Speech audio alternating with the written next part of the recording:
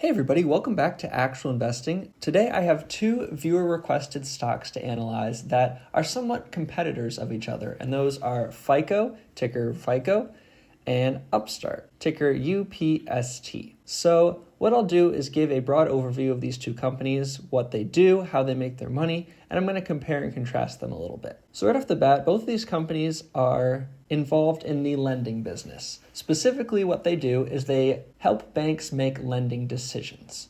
So something known as credit risk assessment, which is a market that's expected to grow a little bit over 14% by the end of the decade. So that's certainly better than market returns. So I can see why there's some interest in both of these two stocks. Let's start with FICO and what they do. So FICO is a leader in the credit score market.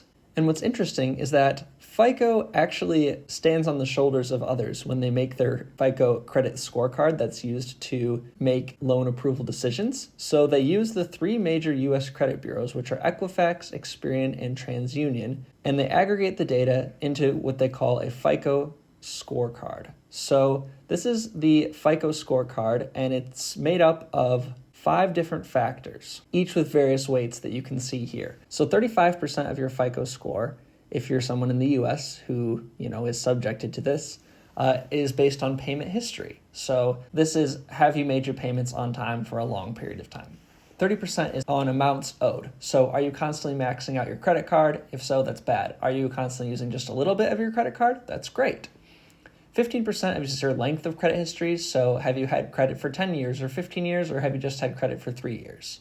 And then 10% each is in new credit and credit mix. So new credit is if you take out a new loan, oftentimes you may get penalized based on the FICO score. And credit mix just shows that you can handle a wide range of different credit products. So maybe you have some installment loans, maybe you have some revolving loans, you have let's say, a credit card and a home loan and an auto loan and a personal loan. That is actually beneficial for your FICO score. So that's what FICO does. Essentially, they take all this information on these applicants and they use their algorithm to determine whether someone is going to be able to pay back the bank, and banks pay FICO for this judgment. FICO does a little bit more than that, though, which I actually did not know before this presentation. This is their revenue breakdown, and actually only about half of their revenues come from the scoring model. They also offer software and professional services, which accounts for just under another half of their revenue. However, their most profitable segment by far is their credit scoring, because the margins on this credit score business are insane. It is almost pure profit. So actually, while scoring only makes up 50% of the revenue, it makes up 75% of their profits. That's how profitable this business is. So knowing that FICO is so profitable, it would make sense that a competitor would come along, and that is Upstart. So Upstart says that traditional lending is broken, and that for decades, traditional lenders use basic scorecard methods, we know who they're talking about here, that combine credit scores and a handful of other variables to determine who is approved and at what interest rates. Upstart goes on to say, unfortunately, these tools are limited in their ability to quantify risk.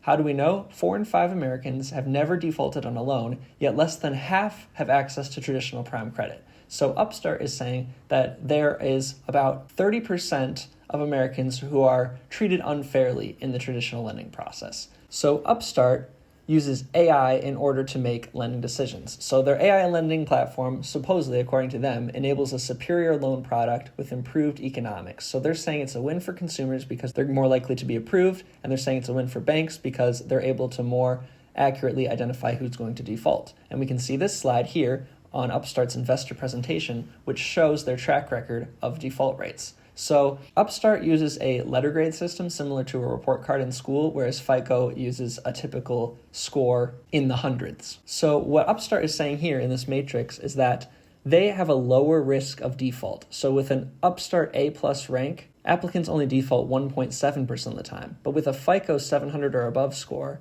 they default 4.6% of the time. Now, I feel like this is somewhat cherry-picked because Upstart's A, B, C, D, E does not accurately match up with FICO's scores, because applicants that receive a C score from Upstart may not necessarily have a 660 to 679 score on FICO. So for me, I just like to point out that this matrix is not maybe the most accurate in terms of apples to apples comparisons. I'd just like to throw that out there. However, what Upstart is saying is that with their AI algorithm, they're able to accurately predict who's going to default and lead to less risk for banks. So ideally, banks should really love this and should be going out and spending tons of money on Upstart's algorithm because it's going to fall right back to them in the form of fewer defaults. However, there is a problem. Currently, Upstart's product offering is centered around personal and auto loans. And so this is an article that I found on Yahoo Finance. Apparently, the biggest problem that banks are seeing is that switching over half of their platform to Upstart for just the personal and auto and leaving everything else with FICO would be too much of a headache. So right now, people are simply sticking with FICO because they can use the FICO score for any kind of loan, whereas Upstart, you can really only use for specific types of loans. For now, sure, Upstart is planning to expand, but for now, this is the situation. Okay, so let's look at the stocks. So here's a chart of FICO's performance over the past 5 years. They're up 326%. Here's Upstart's performance over the past 5 years. Now, they've only been public since 2021, but they're down 45%. And this is after an insane rally in 2021. So we can clearly see that FICO has been a much better long-term performer. Now, why is that? Well, with Upstart, they are heavily impacted by interest rates. So we can see that here they hit their peak in late 2021 when interest rates were extremely low, and then they hit this trough in 2023 when interest rates were extremely high. So what we're seeing is that when interest rates are high, consumers are not as likely to take out loans, which means there's going to be less use of Upstart's platform, which means less revenue, less profit. So Upstart is going to be a very volatile business. And of course, you have people out there speculating that once interest rates go down, that Upstart is going to return to their former glory. And that might be true. However, when we look at FICO, they've been strong and steady even throughout the different interest rate changes. Here's their income statement, and we can see that FICO has grown their revenues year over year relentlessly. Not a single year of negative revenue growth for the past 5 years. That's so impressive, especially as interest rates have fluctuated so dramatically. We can even see that their profits, this yellow bar, their net income, have also risen. Maybe not in the same stair step as their revenue, but they have risen. So that's the other thing. FICO is strongly profitable with net profit margins of about 28% last year, whereas Upstart was profitable when interest rates were low, but now are actually highly unprofitable in 2023. Okay, so that's now. Let's look at the company's guidance and see what they're looking at going forward, because we know that interest rates may start to come down as soon as the end of this year, maybe next year. So FICO, in their most recent earnings report, actually raised their revenue guidance. So they were expecting $1.675 billion for the year, and now they're expecting $1.69 billion. So with this updated guidance, that represents revenue growth for the year of 11.9%. So FICO is still growing at double digits, which is pretty crazy given that they're such a big established company. Let's look at Upstart now. Upstart, their earnings report was a little bit harder to make sense of. However, we can kind of piece together their guidance based on these 3 bits of information. We know their first quarter revenue. And for this, I'm actually going to use their fee revenue. So essentially, they make their money from fees charged to banking institutions. However, they also carry some loans on their balance sheet. So they do have interest expenses that come off too. So we're just going to look at fee revenue for now. So fee revenue for the first quarter was $138 million. For the second quarter, they expect fee revenue of $135 million. And for the second half of 2024, they expect fee revenue of $300 million. So we can see that, I guess, maybe they're sort of growing in the second half of the year. But when we aggregate all those 3 numbers, the second half, the second quarter, and the first quarter, right, that's all 4 quarters, we're looking at 4.6% revenue growth for the entire year. So that is significantly less than FICO's 11.9% revenue growth that they're expecting. And Upstart is only expecting positive EBITDA, which is essentially your profits, in just the fourth quarter, whereas FICO has been profitable, again, for the past 5 years. So to me, these 2 businesses are not even on the same playing field yet. Upstart is a business that is struggling to navigate some tough macroeconomic times, and FICO is a business that is resilient through the good and the bad. All right, let's look at my spreadsheet. So this is my spreadsheet where I rate growth stocks based on 4 factors, and those factors are gross margins, annualized revenues, price to annualized sales, which is valuation, and year-over-year revenue growth. So I plugged in the expected revenue growth for these 2 companies, the 11.9 and the 4.6% that I talked about. However, we know that FICO's revenue growth is much more steady, whereas Upstart's revenue growth is going to be a bit of a roller coaster ride. We actually see that between the 2 companies, Upstart scores better on my spreadsheet. And that is one of the problems with my spreadsheet, is that it's meant for disruptive growth companies and doesn't actually factor in profitability. So that's why I added these 2 columns here. This is SG&A and R&D as a percentage of the company's gross profit.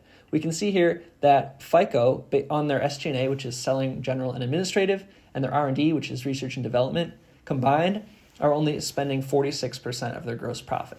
With Upstart, these two combined are 211% of their gross profit. So we see that Upstart is really struggling with profitability while interest rates are low. And what they need to return to profitability is Jerome Powell to lower the interest rates. So for me, I think that's a huge red flag. I don't necessarily want to invest in a company in the hopes that interest rates are going to come down in the future, because sure, that's what everyone is expecting. That's what everyone is led to believe. That's what the Fed's comments are telling us.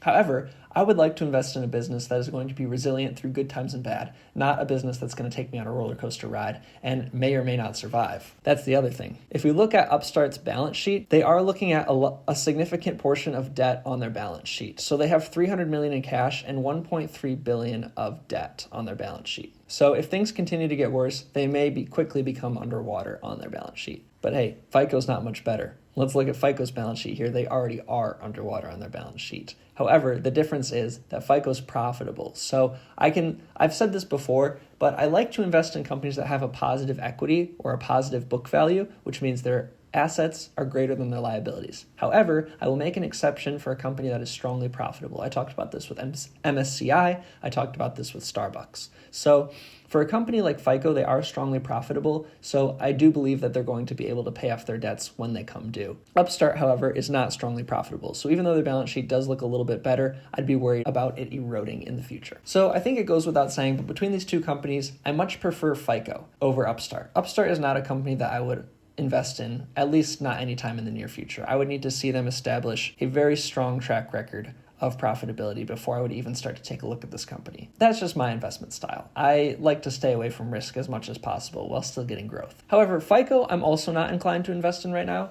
Even though they do have this strong growth and strong profitability with a leading share in credit rating, they have this insane valuation of almost 19 times sales. And even though they're strongly profitable, if we look at their PE ratio, we see that it's 68. And if you know much about legendary investor Warren Buffett, he says that at a PE of 40, that a company is beginning to look overvalued and that even he might consider selling. I think we should all take that with a grain of salt.